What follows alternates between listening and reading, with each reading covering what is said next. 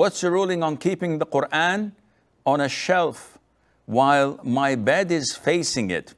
When I sleep, my feet would be towards the Quran while it is not above my feet's position. Rather, it's exactly at the same height. And also, when the Quran is kept in the masjid on the lower shelves and our feet are pointing towards the Quran, what's the ruling on that? A lot of the people make a fuzz, they make a big issue out of this situation. You'll find people sitting in the masjid leaning on a pillar, for example, or on a cupboard that has Qur'ans, and the elders come to him, said, "What are you doing? Move away from here." Said, "What am I doing?" Said, "You're disrespecting the Quran." Said, "Where is the Quran?" He says, "Behind you." So there's nothing behind me, it's a cupboard. It's the bookshelf. And I'm giving my back to it. Said, no, inside there is the Quran. This is disrespectful. Okay, you move somewhere else. You get pain in your feet. You extend your feet towards the Qibla. Elders come on, remove your feet. Remove it what? It's not detachable. What do you mean remove my feet? So no, you cannot point your feet to the Qibla. Why not? Said, this is disrespectful to the Qibla. Subhanallah. And if I turn my back to the Qibla, said, this is respectful to the Qibla. And if I go sideways, my feet would be pointing at someone praying. It's respectful to the person praying. What should I do? Amputate? This is not logical. And it's not found in Islamic teachings. Yes, if someone says to me, put your Quran next to your feet. You're on the ground, your foot is here, and the Quran is here. This is a bit disrespectful. Though there is no intent of humiliating or disrespecting the Quran. I wouldn't say it's haram, but it's inappropriate. But to stay in your room, and my room is 4 meters by 4 meters or by 5 meters. And at the end of the room, there's a shelf with the Quran, and my bed is to that direction, and my feet are facing the Quran. And people say, no, this is haram. Why is it haram? By your logic, if I'm sitting on a couch and my brother who is a hafiz is sitting on the floor, I should go and sit on the floor as well.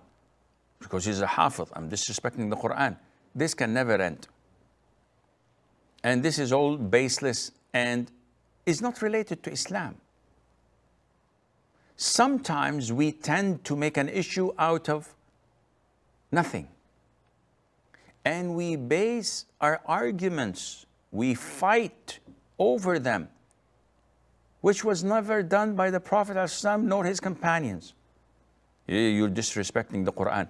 Akhi, the Prophet ﷺ used to place his head in Mother Aisha's lap. He used to lie down and he used to recite the Quran. Would you dare and say that this is respectful? This would be blasphemy. It will be kufr if you call this disrespectful.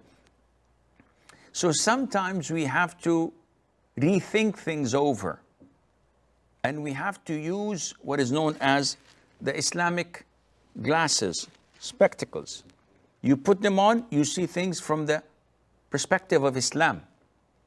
You take them off, it's worldly things. You see it like everyone else.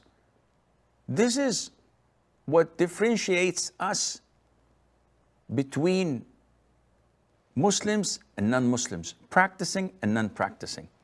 That we look at things from a different perspective. Everything has to be based on Quran and the Sunnah.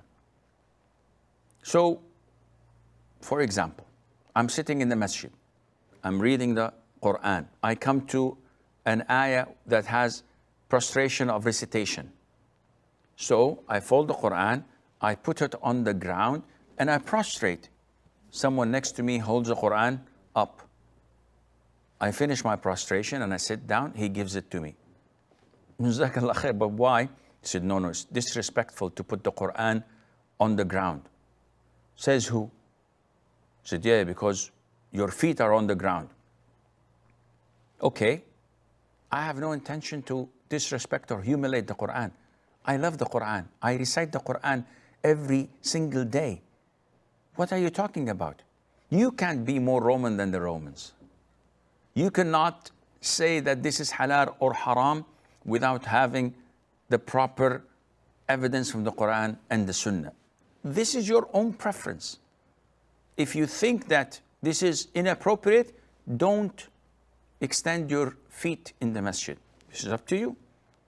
Don't place the Quran on the ground. This is up to you. But you have no right to tell me what to do and what not to do without proper evidence from the Quran and from the Sunnah.